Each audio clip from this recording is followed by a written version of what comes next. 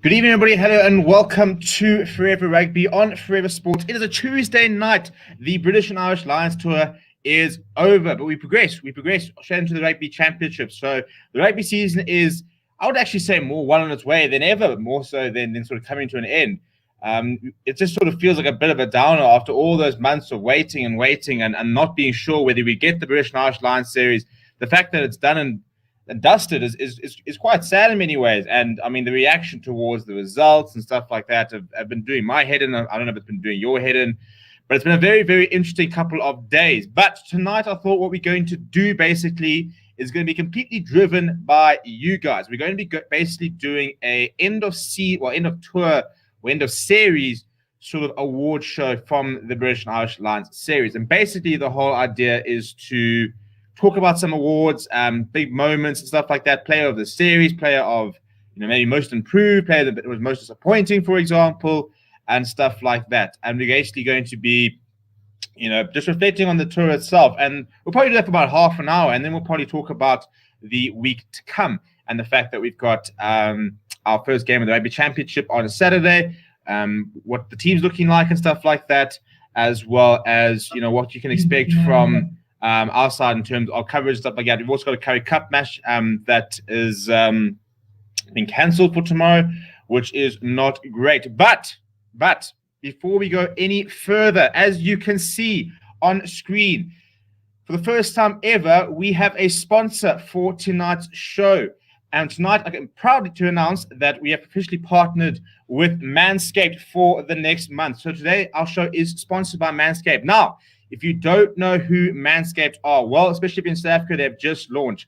So today's show is brought to you by Manscaped, who is the best in men's below-the-waist grooming, champions of the world. Much like the Springboks, the Manscaped are the Springboks of below-the-waist grooming. Manscaped offers precision-engineered tools for your family jewels. Just because rugby is played with a strange-shaped ball doesn't mean yours need to look the same. The rough and rugged look might look impressive on the field, but off it, some more personal grooming can go a long way in a man's life. I'm also delighted to tell you that Manscaped has just launched their 4th generation trimmer. That's right, not their first, not their second, not even their third, but their 4th generation trimmer, the Lawnmower 4.0. Join over 2 million men worldwide who trust Manscaped. And with this exclusive offer for you, 20% off and free worldwide shipping with the code FOREVER. Now, the people at Manscaped have sorted me out and sent me a sample, and this is what the Lawnmower 4.0 looks like, ladies and gentlemen. The latest cutting edge, but not cutting you, technology from Manscaped. It's actually really, really cool. And I must admit, it's a brand we've seen around, but I mean, it comes in an awesome little box here. But the Lawnmower 4.0, well, let's just talk about what the Lawnmower 4.0 gives you. Imagine shaving with a sleek, well-designed, optimized trimmer that makes shaving time your favorite time in the bathroom. I'm one of the first people to try the new 4.0 and genuinely blown away by the quality of this useful little bugger. Manscaped engineered the ultimate groin and body trimmer by focusing on intelligent functionality and incredible comfortable grooming experience. Their 4th generation trimmer features a cutting-edge ceramic blade to reduce grooming accidents thanks to their advanced safe skin technology. I now feel confident shaving my boys as well. The Lawnmower 4.0 even allows you to customize your trim through additional guard lengths with sizes 1 to 4. I'm talking about the length of the hair, not the length of what you are shaving. This upgraded trim includes a multi-function on and off switch that can engage a travel lock, therefore no issues at the airport with things vibrating in your bag. It also gives you the ability to turn the 4000K LED spotlight on. This is my favorite feature. How brilliant is this?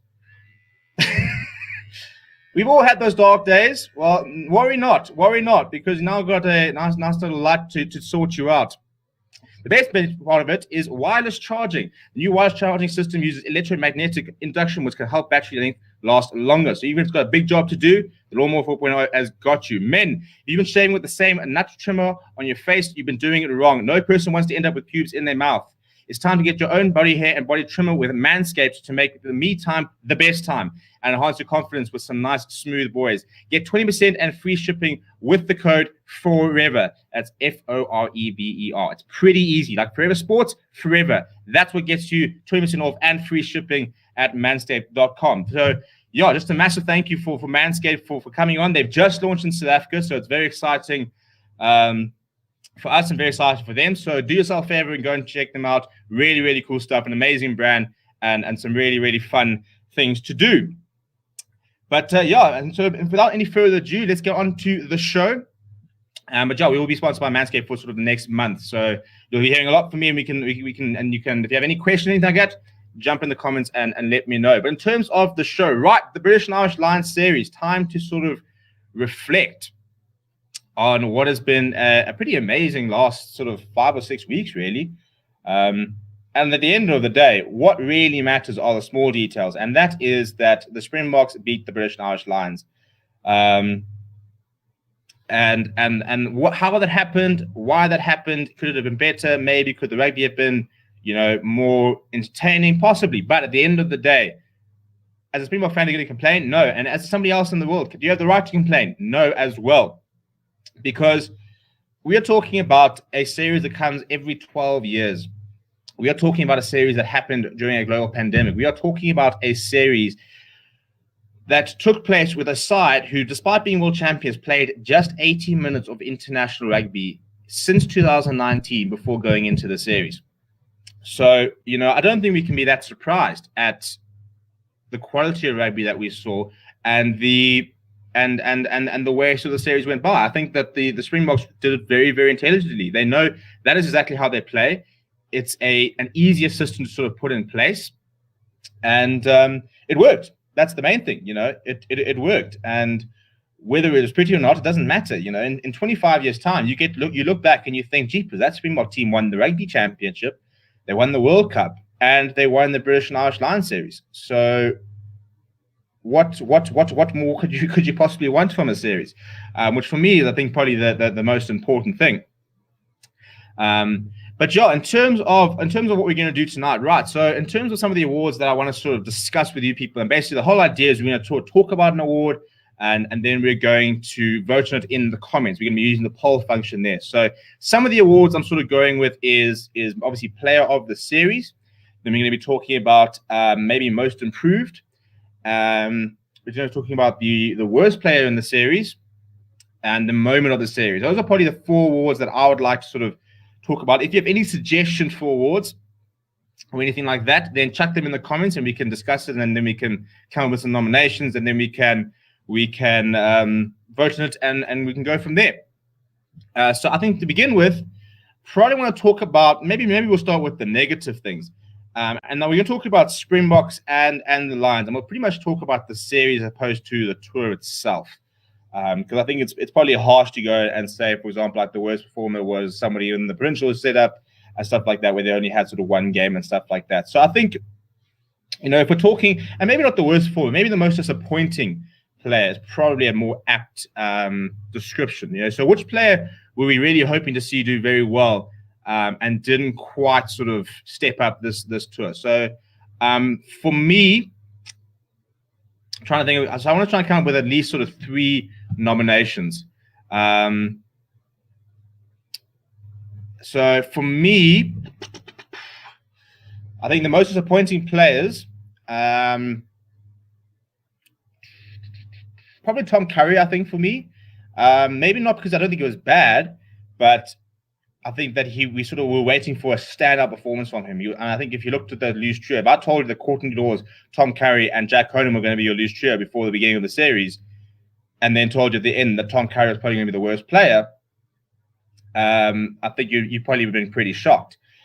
So I think Tom Curry's probably an early nomination for me from disappointment of the series. I also think Owen Farrell could be up there. James is saying Hamish Watson, which is a very good shout. Six Nations team of the season. And yet, well, I'm not even team of the season. Best player of the series, and didn't really sort of step up and do much. We've got somebody who said Van der Merwe for me. Babara says Colby. I think it's harsh to give disappointment of the series to the person who won the series. Maybe that's just me, but Daly and Farrell were pretty underwhelming, but most disappointed with Sam Simmons. All hype and nothing much. I would say yes, but I felt sorry that Sam Simmons didn't really get much of a chance during the series. So I'm leaning towards the disappointments being, I don't know. Does anybody else back my Tom Curry shout, or was it just me on that? Let me know what you think. So yeah, we've got two shots there for Van der Merwe. So I'll start getting the polls going. So most disappointing player. We've got Van der Merwe. We've got a nomination for him. He had no excuses because he played all 3 games. We're doing most disappointing player, but not player of the series so far. So you got Hamish Watson there. I think Hamish Watson you probably put in. I mean, he lost 20 minutes and didn't make much of an impact. I also really backed the Owen Farrell shout. So at the moment we've got Dylan Van der Merwe, Hamish Watson, Owen Farrell as the most disappointing players of the series. Are we adding anybody else, or are we happy to continue with that? I don't think those are bad nominations. I think 3 is probably a good idea. Yeah, so we've got somebody else for Owen Farrell. Right, so I'm going to chuck that in the comments there, so you can go and vote. Right, so there we go. Most disappointing player. Go and vote quickly. We'll leave that poll up for a couple of minutes, and then we'll end it and see what you guys have had to say. TAS Analytics says with SA, I would say Pollard, if I had to choose, kicking was subpar, but the rest of his game was okay. Yeah, I think it was a series where we didn't really see a lot of good fly half performances up until Finn Russell in the final test, which is quite interesting. I think that Pollard is somebody who we probably would have rightly expected more from. He did miss 2 kicks across every single game. So he left, I think it was 5, 5, and 6 points out there, which is not a great look when you're trying to sort of win a series which was decided by a couple of points in the end. The fact that Morningstar technically shouldn't have been kicking the winning penalty because we should have probably already been up ahead already. So that's I mean, so I think I kind of agree with disappointing, and I think that he is being rested this weekend. But it's a chance for Janku and Morningstar to try and not necessarily work their way into the starting lineup, but to sort of say, listen, it's worth having me on the bench. If Pollard's not going to play well, we can offer you something off the bench. We're a decent shout. Pollard for the same reason. Curry Katina says, for my birthday, I've got a Springbok cake and 2 jerseys, the special Springbok British Irish Lions jersey and the All Black jersey. Well, I can't approve on the All Black jersey, but very, very jealous that you got the Springbok jersey. It's very cool. The one I was wearing during the series is actually my dad's. I didn't actually have one myself, but something I definitely want to try and get before they go out of stock. I actually want to get myself hands on an actual British Irish Lions jersey as well. They're all just very, very expensive. So yeah, get voting. I'll end the poll in a couple of minutes. The fly-offs, both sides were okay. Yeah, I mean, I think Dan Bigger as well. They were nothing special with Pollard and Bigger. They weren't terrible. I don't think they were ever the worst sort of players on the field, but I don't think they were ever the best. And I think that they both sort of will leave the series thinking that they probably could have made sort of better impressions and could have done a better job individually. The Ultra Charge says, I honestly can't say I was disappointed with any Springbok performances because they performed exactly how I imagined. Some even exceeding my expectations. I think there were quite a few that exceeded expectations. I think that especially a couple of players were under pressure and players who haven't always been rated as highly as they probably should have, and players who sort of work. And I think somebody like Franco Mossad, I'm so excited by the fact that he's getting the recognition he's deserved for a while, but hasn't really got, because it's difficult to shine when you've got Dwayne Vermeulen, Evan Etzebeth, Peter Steph, the Toy. I mean, you've got World Players of the Year sort of nominees in and around the world, and now you sort of got to try and compete about that. So yeah, I think it's an interesting one, but it's good to see that he's sort of getting that recognition. Right, I'm going to end the poll, so we'll see what you guys have decided on the. Right, so there we go. So we've actually got a tie. Which I don't really know how it works with 21, so I suppose you can. But so we have voted and we have tied. So the most disappointing player of the series is a tie between Dylan Van der Merwe and Owen Farrell, each getting 42% of the votes. Now, Hamish Watson gets 14% of the votes. It didn't get a lot of opportunities, so I think that's about right. But Dylan Van der Merwe started all 3 tests. I think he had moments where he beat a couple of defenders and stuff like that, but I think people were hoping for bigger performances from him. And then Owen Farrell, I think he was lucky to sort of be, but and the fact he was dropped for the third test was probably about right because he just didn't look good the entire tour. He kicked very well during the tour, but his open play performances were pretty subpar. But somebody who's played World Cup finals, he's been the talisman for England for years. England captain, was potentially going to be a Lions captain option, and he really didn't look particularly good this tour. I say you would want the jerseys for most of the sides in the URC. I've started seeing them come out, and there are some fantastic jerseys out there. I think the Connacht one I saw was very nice. The Munster away kit's hasn't gone down particularly well. A lot of people don't like it. Contender says, what about Reece Lightning? We saw a bare minimum. Yeah, but you can't really sort of say he's the most disappointing if he didn't get a lot of opportunities. He's 20 years old at the end of the day. So I think that was probably kind of expected that he wasn't going to get that much game time. He will be back in 4 years' time in Australia. He will be back in 8 years' time in New Zealand. And he could very well be back here in 12 years' time back against South Africa. He's that young. So he could be going on 4 Lions tours if he continues playing and he has injury-free seasons. I'm excited to see how his career unfolds. I think he's just an insanely talented player. As a South African, I think that Duan van der Merwe was the Lions' best weapon, but they didn't use him well enough. It's a good point. And Katera says if Duan van der Merwe was still here playing, 3 junior Bok legends in the squad in Pollard, Creel, and van der Merwe. Owen Farrell, always a loser. Okay.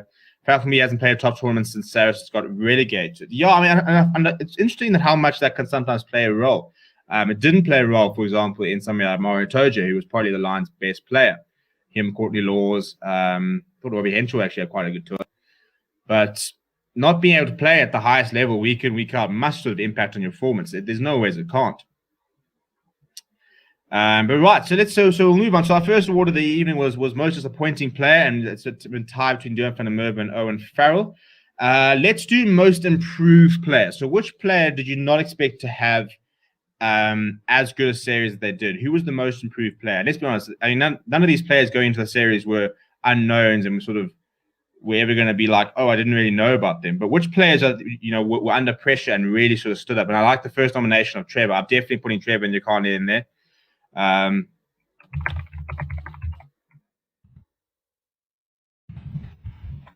also think I'm going to put in for British and Irish Lions perspective, probably going to put in Courtney Laws. Because I'm not even sure that Courtney Laws was going to make the final sort of 23 when the squad was first announced, and yet I reckon he's probably within the top 3-4 best players of the tour for the Lions. So I see somebody else is backing. So we're going with Trevor. Lakanyo I don't mind the Lakanyo shout, although I think that I think that he was very highly rated to begin with. I think that we went into the tour knowing that we've got 2 proper centers. So we've got Lakanyo we've got Trevor and Yekane. Laws of Price, Franco for stepping up and playing different positions, Trevor for the comeback, Wyn Jones or Lukau and Dickey. Lukau and Dickey's not a bad shout. Wyn Jones probably only played that 1 test. I like the Ali Price shout, so I can add the Ali Price. And we're probably going to sit it around Franco Mostert as and look, the fact that is 1 game enough for Russell? I tell you what, it was almost good enough, just in terms of how good that 1 game was. Sia silences critics. Sia's not a bad shot either. So I got Franco. Also, I'm going to go with Franco because I think, as James said, changed positions, moved around a lot, and sort of was relentless. He can be my nominations for player of the series. Right, so there we go. There's our poll for the most improved player. So going in voting.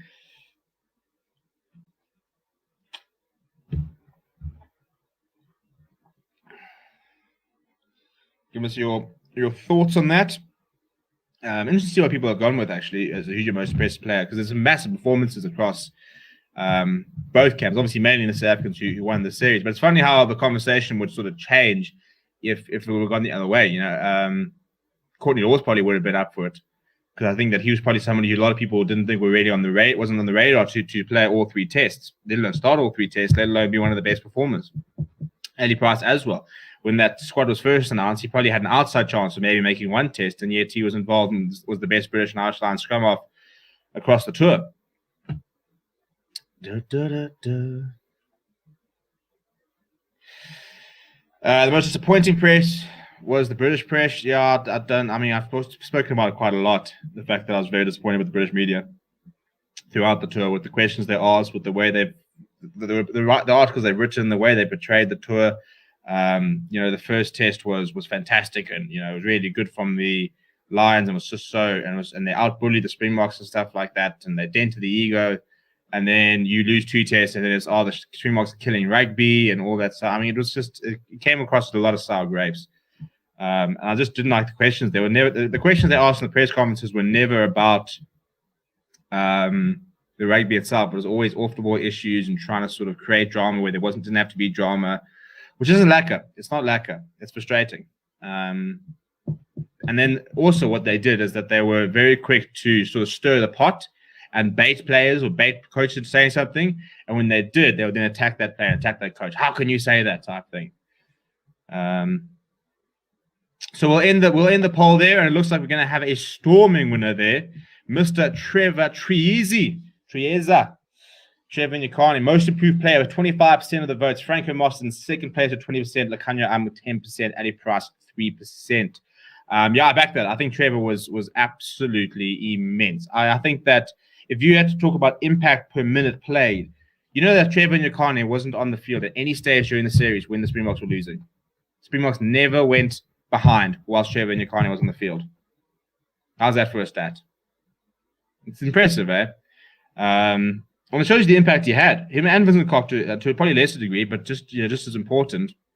But Trevor just came on every week and made a difference. He started and everybody said, he shouldn't be starting, was really good at tight head. Then he made the switch. Can he cope with loose head? Was brilliant. Came in the last test, 2 scrum penalties towards the end of the game. Boom. Series 1. Thank you very much.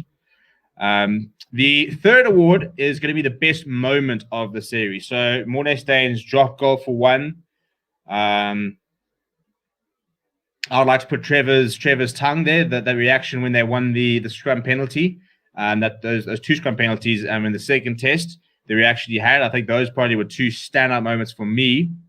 So I need 2 more other moments. What was your standout sort of moment of the tour or the series? Tackle, I like that one. Colby try. Lakanya hit. Yeah, hit. Yeah, there we go. So I'm going to say, right, moment of the series. Okay, so we've got tackle on Daly.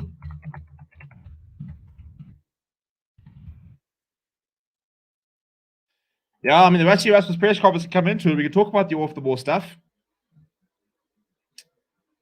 Yeah, so Rassi's video is probably going to have to be up there. I'm going to Pippi try. Seeing stuff for the Colby try as well. Final scrum. Yeah, that's definitely up there. Although I think the best scrum was in that second test, that absolute monstrosity, and that's where Trevor had his tongue out. So we've got 2 nominations for the scrum penalty. The hit, Colby's try.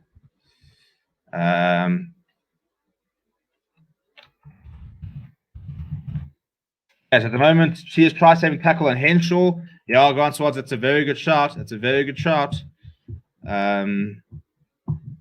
so we need a third. We need a fourth one. Yeah, we need a fourth one. What are we going to go with? I quite like the try saving tackle because I think that was a huge turning point in the entire series. Because if Henshaw scores that, I'm not sure the Springboks come back from that. The Kanya try. Yeah, nice little dabbing behind from Faffles. We've got 1 try. So I don't want. Let's try and move away from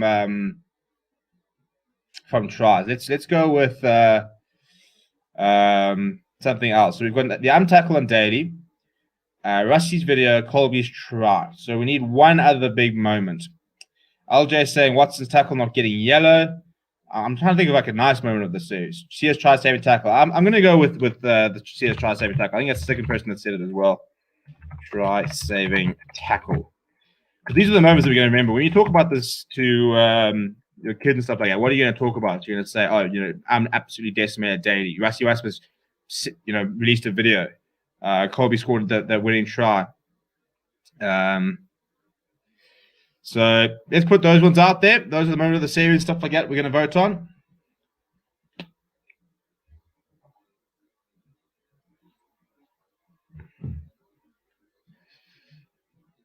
So you can get voting. I'll leave that up for a couple of moments. So you will talk about our defense, Khaleesi's turnover on a 5-meter. Yeah, him and Boggy in that third test was a very big moment. Finn Russell appears to the third test. I love how the guy plays. Yeah, no, Finn Russell's he's a maverick, and in the best sort of sense. He's so much fun to watch. Quacker's clean on Curry, and there was the clean on all of them. Those three of them before the try, massive moment that went under the radar, and good to see a couple of people picked it up. It's funny how often you don't see some people's contributions, and then you sort of rewatch, or people sort of say, "Oh, do you remember this? Do you remember that?" And suddenly, you realize that certain people are offering a lot more than what you maybe thought that they were. So we've got 26 votes, got 40 people watching. So we can get up to sort of 30 votes, and then we'll sort of end it there. So keep voting. If you're watching now and you haven't voted, go and vote in the comments. This is the second last award before we then decide on our player of the series. Oh, this is Williams not passing to Adams with a short 7-pointer. I know. I mean, and Warren Gatland came out, and this is a very, very close vote, by the way. I'm going on the comments. So if you want to have your say, go out there and vote quickly, because it's getting quite close. Only 7% separating first and second is currently tied.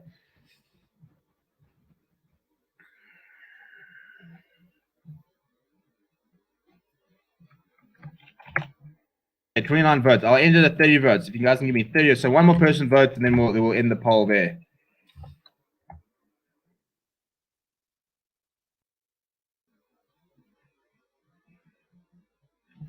Okay, we got 30 votes. Right, so you have voted for your moment of the series to be Cheslin Colby's try. After that was second was CS try saving tackle, then Rusty's video and untackle on Daly. I think I could probably go with that, to be honest, in terms of major stand-up moments in the series. That untackle on Daly was huge, but in terms of the context of which sort of event had major repercussions, that try saving tackle was immense, and obviously the Colby's try was the series winning try, so we can't really fault that at all. So I think you guys are pretty bang on tonight with what we've awarded. Right, so the last one is player of the series. Now, if I had to throw some names out there, I'll be talking Franco Mostert, I'll be talking Siya Kolisi, I'll be talking Evan Etzebeth, I'll be talking maybe Mario Toje from the Lions. I'll be talking Lekanya probably in the back line. Those are sort of the names that for me sort of spring to mind. So where are we at? Who we putting in player of the series nominations?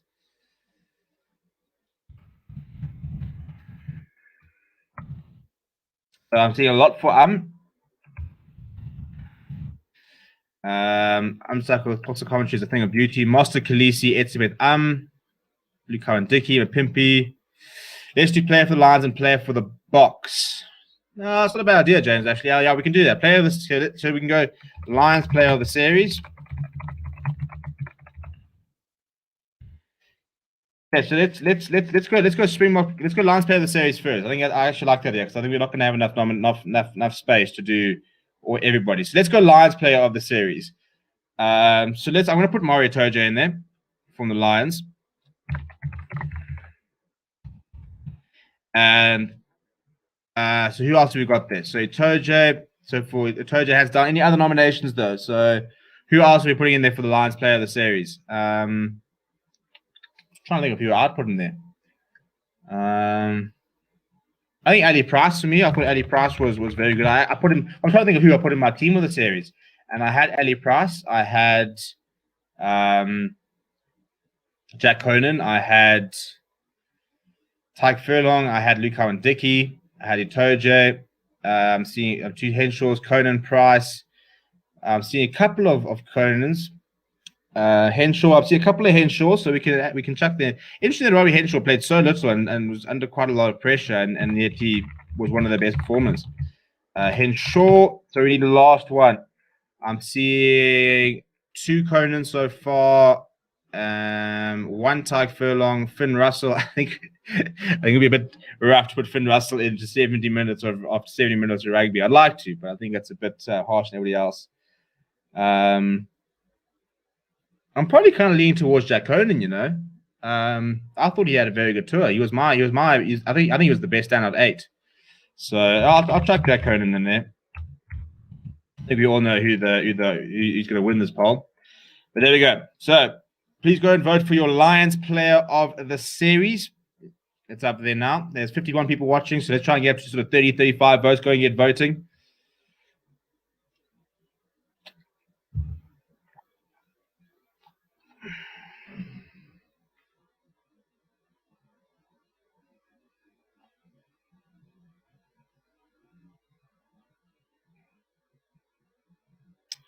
Ba, ba, ba, ba, ba, ba, ba.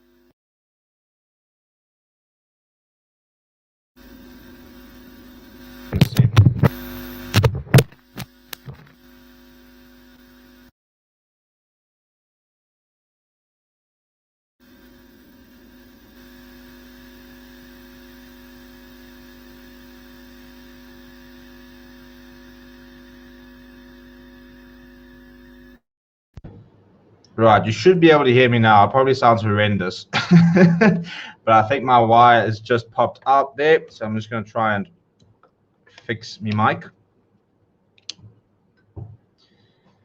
and see if I can get that sorted.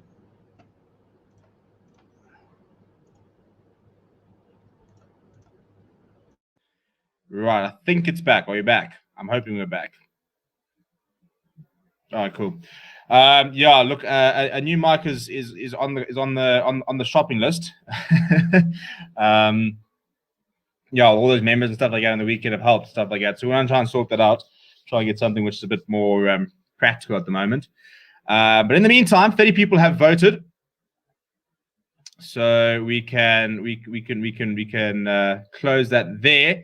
And a pretty storming victory. The only sort of big storming victory the Lions have had all series was that Mario Toja was named player of the series by you guys. 73% of the votes. Next was Harvey Henshaw, Jack Conan with 10%, Eddie Price with 3%. Yes, bang on. Mario Toja was very impressive, but I think what's nice about these Lions series are these players that you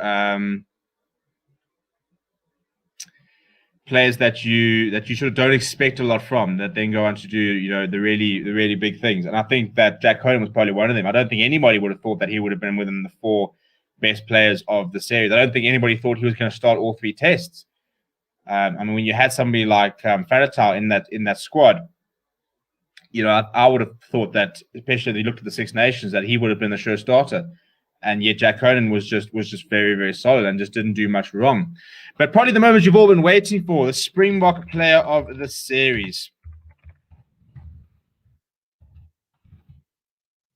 And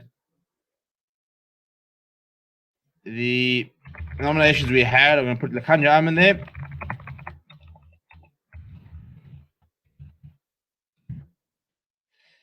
So we got Lekanya that was the one that lots of people wanted. Sia Khaleesi, a lot of calls for Sia Khaleesi.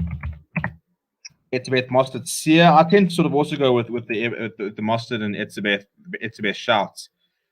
Yeah, I'm seeing a couple of so Franco Mostert and probably Evan Etzebeth. Are we all agreeing with going with Evan Etzebeth as the 4th nomination? Nomination for Fat, a couple of Mosterts there. We need a 4th. At the moment, it's going to be Evan Etzebeth. Anybody want to sort of verify that? There, Lendi, another Eben. Mapimpi.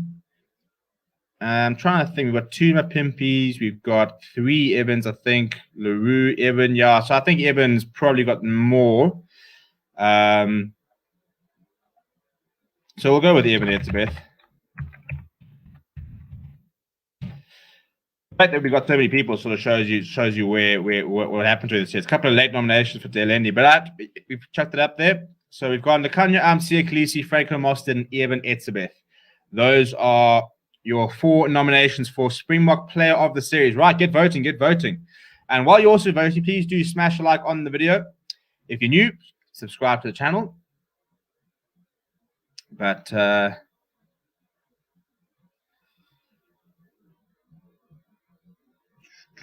21 votes, 21 votes. Let's get up to over 30 votes here. Let's get up to 30 votes.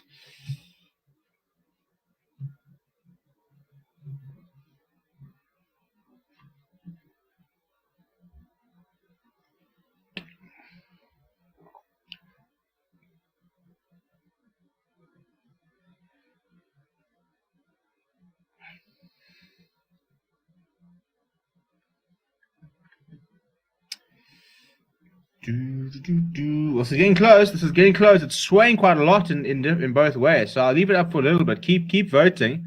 I'm very interested in which this is going. We had an early surge, and now we're fighting back. So let's keep voting. We're sitting on 31 votes, which is just over half the people that are watching. So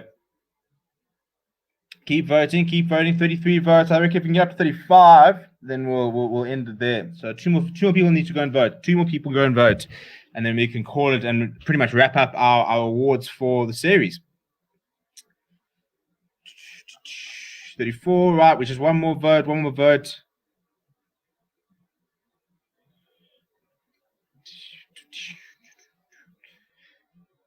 All right, there we go. Well, we've got 36 now, so I'm going to pass 35. So I'm going to end the poll, and I'm loving this. I really, really agree with this because he was mine as well. So you guys have voted Franklin Master the player of the series, and I love that shot because I think that he is someone who does the dirty work, like the dirty and most horrendous parts of the game, hitting all the rucks, hitting all the making the tackles, making the carries. He was very good in the line. He just was never ending. He was relentless across. And I'm pretty sure, apart from when he went off for his nose injury, I don't think he came off. I think he would have played every single minute of the entire series had he not had pretty much his nose ripped off. And the first thing he did was patch it up with the thing and then come back on. So I'm really chuffed that you guys have decided that Franklin Mostert was your player of the series. So I think that he's someone who's gone under the radar for many years and is now sort of come into his own and playing some very, very good rugby. So there we have it. So we've voted, you have voted, and we have voted for the most disappointing player of the series as Duan van der Merwe and Owen Farrell. We then said the most improved player was Trevor Nyakane. We then say that the moment of the series was Colby's try. You voted Mario Toje as your Lions player of the series. And you voted Franco Mostert as your Springbok player of the series. So that was actually really cool. I think this worked quite well. I think maybe we'll start doing this more because this is what I wanted to do is not just me saying I think these are the best players, but ask you guys and get it to vote. So it's not just my opinion; it's everyone's opinion. So this is quite a nice little format there. So yeah, I'll try and chuck a couple of graphics together. We'll chuck them on the channel and stuff like that, as voted by you, the fans.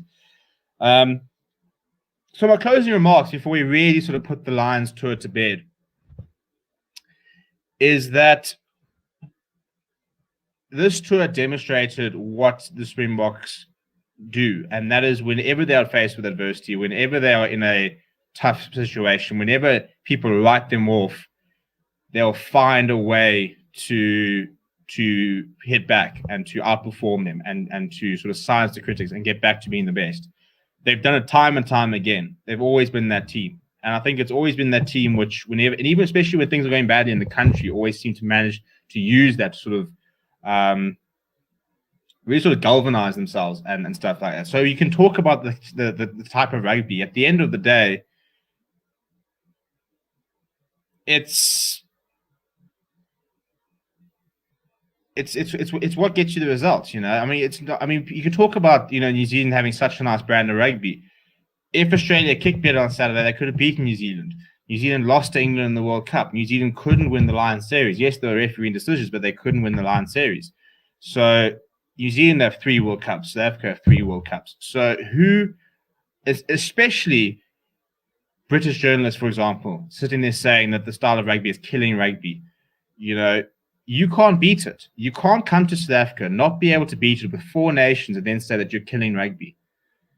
Dan Biggar, and a lot of especially Dan Biggar, came out and said, you can say what you want, but if we could play that style of rugby and know that would give us a World Cup, they would also do it. He said, if we knew that playing that style of rugby would get us a World Cup, we would 100% do it. We wish you could sort of do it like the Springboks does. It's what works for them. It does work. It did work. So for all that, you could talk about that it's not maybe good to watch stuff like that. I think you're naive if you think that that 3-match series wasn't enthralling and wasn't enjoyable. At the end of the day, if you want to watch people throwing a ball around and playing, champagne rugby and stuff like that, that's what rugby league is. Rugby union is far more tactical, far more brutal, far more physical. And that's what we saw this series. We saw, proper physicality, big hits, proper rugby union. And it's good to see. And I think that it was such a close series. It could have gone both ways. Either way, it came down to the wire. And I mean, at the end of the day, these are basically 3 finals. When did you win? Now tell me, when was the last time you watched a World Cup final and there were 6-7 tries? When was the last time you watched any final that was really high scoring? When you get to playoff rugby, and that's what this is. It's playoff rugby. It's a series that happens every 12 years. It's playoff rugby. So you're not going to come here and say, well, let's just roll the dice and try and play some pretty rugby for 3 tests and see what that gets us. No, you can't, because if you stuff it up and you lose, you can't put that right for another 12 years. Chances are you can never put that right in your career. So it was low risk, but pretty high reward, actually, really, type of rugby. So it was what they needed to get done, and they did it. And I think the big thing for me was a lot of people silenced a lot of haters. I think Siya Kolisi still was being doubted as captain. I think we can all agree he probably wasn't in his best form ever. But, when you sit there seeing what some people had to say and sitting there saying he's not the best flag, he doesn't deserve it, he's not even the real captain, talking about the fact that Dwayne Vermeulen was the captain, well, Siya Kolisi just captained the side to a Lions series victory. There was no Dwayne Vermeulen. He was the captain. The first test didn't go particularly well, but I think if you look at the leadership and the way he sort of stepped up in the second and third test, it was immense. And it takes so much character to be able to do that. The fact that he was with a shout for player of the series, that's a captain's innings. That second test, I thought he was absolutely sensational. That try-saving tackle, the turnovers, all the rucks he hit, all the tackles he made. Lots of people silencing their critics. Trevor Nyakane coming out and silencing his critics. Lukhanyo and David India establishing themselves as 2 of the best centers in the world. Franco Mostert, all people said, oh, he's too lightweight and stuff like that. You guys have voted him as player of the series. So a lot of people sort of silenced a lot of the critics of this series. I think that's probably the best part about the entire thing. But we'll move on from the series. We've still got sort of 15 minutes, stuff like that. I usually like to do about an hour show. So we'll move on from the series and we'll talk about this weekend. So there's not much time to rest on your laurels, and the Springboks are up against the Argentina this weekend. And I see there's an interesting conversation coming up in the comments, because this has been raised quite a lot, and that's quite saying, out of interest, who is the best 13 you've ever seen wear the Boks jersey? So a lot of people have been talking about the fact that is Lukhanyo the best outside center we've ever had. And I think even a couple of journalists were saying that they reckon he is. Now, in terms of this question, who is the best 13 you ever saw? I grew up watching Jacques Fourie. So, it is always Jacques Fourie for me. He had everything. He had power. He had pace. He had, he was defensively so solid. He was very clever. I think this country's been blessed with some pretty incredible 13s. They always talk about Dani Gerber as being one of the best, centers ever. But unfortunately, I've only sort of watched clips of him. It's not like I grew up watching him. So for me, it would always be sort of Jacques Fourie. But Lukhanyo also sort of putting his hand up. And I think at the end of the day, you can never really compare across generations. The game changes so much from one generation to the next. You look at the type of players we had 20 years ago compared to the type of players we had, the style of rugby you had 20 years ago to the style of play you had now. Some players are even sometimes born in the wrong generations, where maybe they're trendsetters and they start a whole different style of play. Whereas some players, for example, might not have flourished because they didn't have the space to be able to play that sort of style of rugby. Whereas maybe 15 or 20 years later, they might have been really good. So we've seen that in the past with some players who maybe were in the wrong generation. So it's always difficult to sort of compare them. I think that Jacques Fourie, Dani Gerber, and Lukhanyo are sitting in a pretty elite club as being touted as some of the best 13s ever. But what I would say about Lukhanyo is I don't think we can talk about him being the best number 13 after 17 tests. Jacques Fourie played I think it was like 60 or 70 tests and retired early. He retired early. You could have played a lot more. So Lukhanyo is doing everything right. He is doing everything right. He's probably, as I said, I think our center combination is probably the best center combination in the world. I don't think people are even arguing that. But, its longevity plays into it. You can't just be the best number 13 for 10 games and then, go down in history. If Lukhanyo goes on, and the way he's playing, I don't think there's any doubt he will get there. But he needs to go on to play 50, 60, 70, 80 tests to really sort of be in the conversation. If he were to have a bad year next year and fall out the picture, you wouldn't think about it. You'll think, oh, he had a really good series, but that was it. We see those sort of players come and go. So he's on track. I also think he's potentially captain material in the future, but he needs to play for a bit longer before we sort of really put him in the conversation. Mbuso says, and Henko van Beek is going to be in that conversation very soon. I'm very, very excited to see what Henko van Beek does for the Lions tomorrow. I really enjoyed watching him in the SA Under-20 series. He was very, very good. When is cricket starting again? It's not for a while. I think our next tour is Sri Lanka in September. So a while before we see some cricket. Would have loved to see Fassi at 15 this weekend. Yeah, I'll talk about the team now. Donny Gerber was special. Our wing is our weakest point on Saturday. Yeah, probably. But, I think it sort of always is when you're trying to blood new players. Or I suppose, Spirit Corsi I wouldn't really say it's a weak thing. But problem is Argentina got very good wings. I started watching the Springboks from 2014 onwards, so I can only say Amos world class. He's on track to becoming one of the best, but has to maintain his form right now for a few years in order to be considered our best ever 13. 100% nailed on right there. And free in Alger's time, Joffrey was amazing. Been watching box since 2004. Amos been on track when becoming future block captain. And Kwasi, thank you so much for the super sticker. I really, really appreciate that. Can go towards buying a new mic from the sounds of it. So let's talk about the team for this weekend, shall we? We are up as we can, and a big chance for a lot of players to try and prove their mettle. Just want to make sure I've got the team. I do have the team. Fantastic. There we go. So that is how we are lining up on Saturday. A couple of interesting selections. First of all, it's an all-new front row. We've got Retifa Diswe Nche. We've got Wilco Lowe at tight head. We've got Joseph Dwebe in the number 2 at hooker. Ox, Joseph, and Wilco are a good front row. I think that we probably would have wanted to have seen more of Ox throughout the series if he had been fit. I'm interested to sort of see what would have happened. Would we have had Trevor coming off the bench? But Wilco Lowe is a proper scrummager. Was very good for the Harlequins. So it's interesting to sort of see. He also wasn't even supposed to be in the initial plans. Interesting how we sort of skipped right ahead Thomas Otoy, who just can't seem to get a look in. But I'm not upset Joseph Dwebe is not starting. I think a lot of people are complaining about Malcolm Marx not starting. I think Malcolm Marx will probably start next weekend. But at the end of the day, I think if you look at that front row, they're not messing with a tried and trusted formula. They know that if things don't go well for that starting front row, they can bring on that front row and change the game. We have gone with the 6-2 split, which is interesting. The locks have stayed the same. The starting out, the loose trio with Kwagga Smith on the flank. So Frank Moster gets a very, very well-deserved rest, which I agree with. I'm surprised Kubus Radov starts. I would have liked to have seen Herschel Yankee start. I just feel sorry for him. He's come on as a substitute in all 4 tests that we've played this year. So you kind of wonder when will he get a chance to start. We knew Alton Youngster was going to start this weekend. If you've watched any of the press conference stuff like that, he was going to start this weekend. Jacques Nienaber has spoken at length about how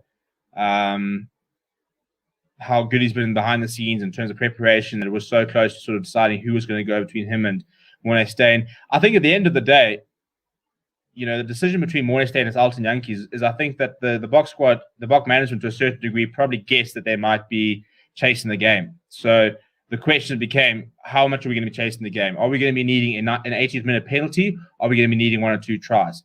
Because if you're going to need more tries, you put Alton Yankees on the bench and you bring him on. If you need to sort of kick a penalty or 2, you got Morné Steyn.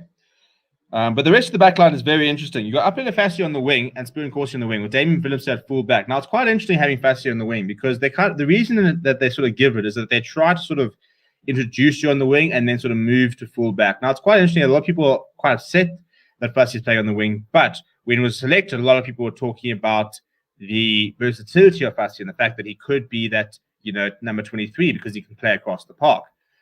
So I'm not upset that he's in the wing. I think that, I probably wouldn't have put him there because I don't like our centre combination. I would have preferred to have seen Damian Willemse at 12. And then probably pushed Fassi to 15 and put Speckman on the wing. I would have gone Yankees, Speckman. I probably would have Yankees and Corsi, Willemse, Creel, Speckman, and Fassi at full back. I would have liked to have seen Damian Willemse play at 12 because I think he's been coming off to quite good effect at 12. So that's probably my only gripe about the entire team itself. The bench itself, Marvin Ori, I probably would have preferred to see Nicholas Janssen van Rensburg just because we haven't seen much of him and I want to know what he's about. Malcolm Starnes proving to be a very nice player off the bench, a bit of a Francois Lowe replacement there. Dan Dupree gets a chance this weekend, so he's got a potential chance to try and sort of put himself in the selection frame moving forward. And then Herschel Yankees, Morne Steyn. I mean, you can have Morne Steyn as your one sole back because you've got Frans Steyn who covers centre fullback. You've got Willemse who covers centre fullback wing. You've got Fassi who covers fullback wing. You've got Nkosi you can sort of slot into outside centre if you really, really had to. So at the end of the day, if one of these backline players, it's not Herschel Yankees can play on the wing if needs be.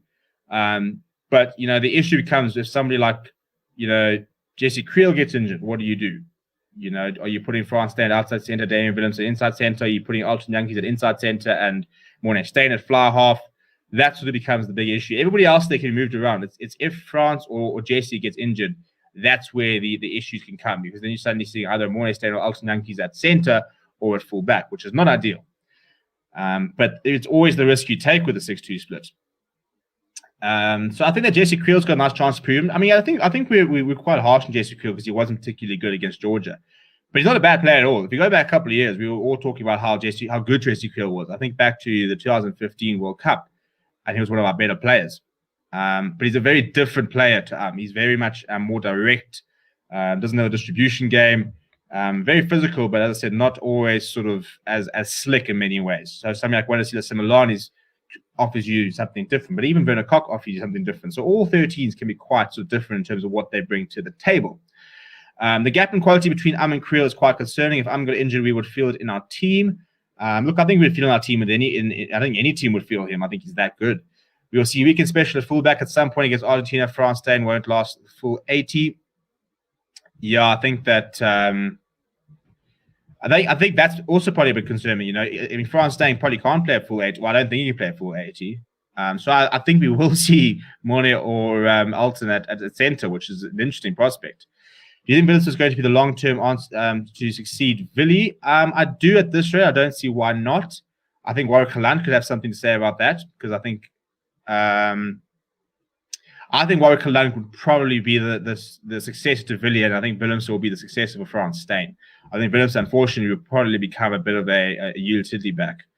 Noid Fassi is on the wing. Talking about the centres. Worried about PCF Toy out for the rest of the year. We'll talk about that. Can we beat the Argentina team that destroyed Wales and plays so much different from Test, much more quicker? Well, I think that's why if you look at this team, it is a very mobile team. You look at those forwards. You think that Khaleesi, Smith, and Bisa are very, very quick around the park. So is Ox. So is Joseph Weber. You look at our backline, and there's a lot of pace there. Apart from maybe Frans Steyn, not so much, but there's quite a lot of pace.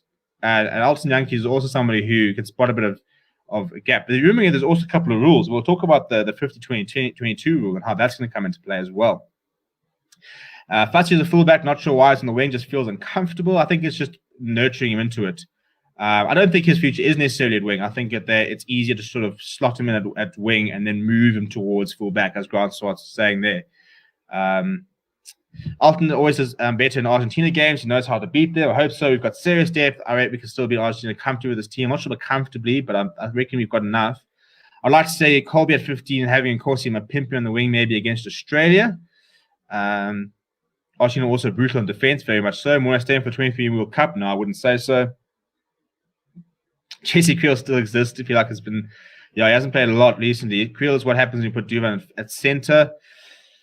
Duvan van der Merwe is overrated, man. Nowhere close to Creel's quality. Look, Duvan van der Merwe has had a storming start to life at international rugby. He's got like 7 international tries and like 8 games, something stupid. So keep an eye out for him. He's very, very useful for Scotland. We play a very different type of rugby. Yeah, I'm just very interested to sort of see what happens because the thinking here, if you look at that team, you kind of think that France Stain and JC will have to play a full game. And if not, France Stain goes off, you can put Morne Stain on, but, you're probably moving Willemse to inside centre. And I really don't want to see Morne Stain at full back. Alton Yankees can add a push, but he can play at inside centre. He's done it for the Lions before. But that's probably the big concern is that you're kind of expecting Yankees to go off and Morne Stain to come on, and yet I look at that team and I think that France Stain is probably going to struggle more to play a full 80 than obviously Alton is. Do you think the big guns will be released when we play Australia because our rugby schedule is very hard and unfair? I think we will. I think you will rotate for this team. I think we'll bring in a couple of different players next weekend. I think Itzebeth and Khaleesi will probably have a rest. I wouldn't be surprised. I think we could see Franco Moster starting back in there with Diago. Because I think we've got a very big tour coming up. So, I mean, we've got 2 games against Argentina, and then we have to go overseas to play against Australia and New Zealand for 2 games away. Well, all those games away. 2 games in Australia, 2 games in New Zealand. So it's a very, very big ask, and we're definitely going to be up against it. So, if I'm being brutally honest, I don't really care if we don't win the championship.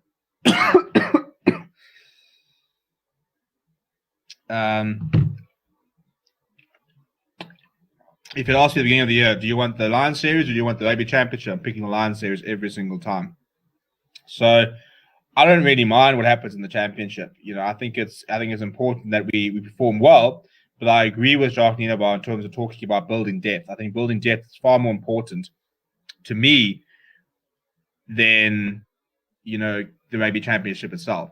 I think if losing the Rugby Championship means that we've got a succession plan coming into play for 2023 World Cup, I can get behind that. Go and win the Rugby Championship next year. Go and win it the year after. Go and win another World Cup. We've done the big thing we used to do this year. Obviously, we want to be competitive. I'm not going to be happy if we get beaten or anything, and if we get thrashed. But in terms of picking your battles, we don't have a lot of time to blood new players. Have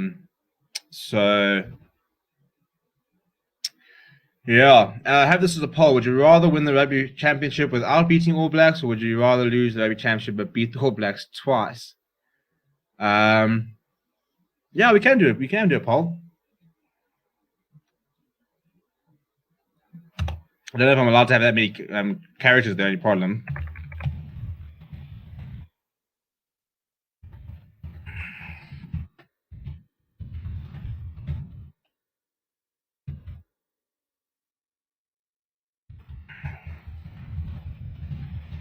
Okay, so we did a poll there on request. So the poll is, would you rather lose to the All Blacks and win the Rugby Championship? So win the Rugby Championship without beating the All Blacks, or would you rather beat the All Blacks and lose the Rugby Championship? What is your feeling there? So that's what I'm chuck in the poll. And the game between us, obviously, coming up, which is probably sort of the big one. So you kind of want to win that 100th game, don't you? But it's also one of those things which is important now in a year's time. I don't really give a toss. As we wrap up here on the hour. So, go and vote on that poll. We'll probably use that as a way to finish off. Interesting. A lot of people are saying that they'd rather lose the championship, beat the All Blacks. Yeah, I think that in many ways, we kind of, as South Africans, we cherish beating the All Blacks, probably more so than winning the actual Rugby Championship and having that trophy. So it's not really, it's going all one way, and I think I'm probably the same. We've got the World Cup, we've got the Lions Champions Series. Given all the talk about the boring rugby, it would even be probably nicer right now to even go out and beat the All Blacks and say, "Up yours." Tune us what you want, say what you want. We can beat the best, and we can do it in your backyard. So that's that poll will probably bring things down to an end. 24 votes, so you can get up to 30 votes. Please continue to smash the like. We're sitting on 29 likes, so let's see if we can get up to 40 maybe, or 35, or even 30 at this rate. I'll take it. We won't be live tomorrow for Pumas versus Sharks because there is no Pumas versus Sharks tomorrow. Very frustratingly, that game has been called off due to COVID cases in the Sharks camp, which in my opinion means that, well, I don't know in my opinion, but I think that means that they forfeit the game. And if they, because that's what happened with cheaters.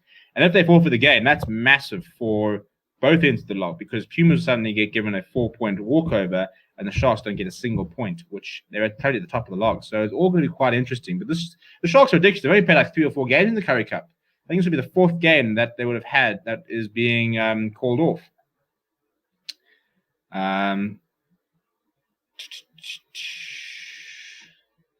Right, so I'll end the poll there. Right, so everybody is saying that they'd rather lose the Rugby Championship and beat the All Blacks. Right, so just in closing, I just want to make another mention to Manscaped, who have sponsored our show. Yeah, really, really exciting. We've gotten a month's backing from them, basically, where they want to sort of check us out and stuff like that. They've just launched in South Africa, but they're worldwide. They do worldwide shipping. So the link is in the description. The link's also in the pinned comment and stuff is that as well. So you can go to manscaped.com, use the promo code FOREVER, and you can get 20% off as well as free shipping. Now, you guys have been so amazing over the last couple of months, growing this channel to over 5,000 subscribers. We're not pushing for 6,000. And once we hit 6,000, then you start sort of pushing to 10,000. I didn't even think that was ever going to be possible. But I'm asking for your help once again. Please, please, please do go and show your support and go and support Manscaped. Go and get involved. The stuff is really, really is. We saw with the light and everything. It's really good quality stuff. It's a really, really cool brand. And the more you guys support them, the more they will support us, the more things we can do for you. You know, we've got big plans about wanting to do more watch-alongs, do more coverage, try and do more sports, try and get more people on the show and stuff like that. And having the backing of a brand like Manscaped will allow us to do that. So it all sort of puts it together, you know. So if you guys, please do go and check it out. It's a really, really cool brand. I've been really impressed with their stuff.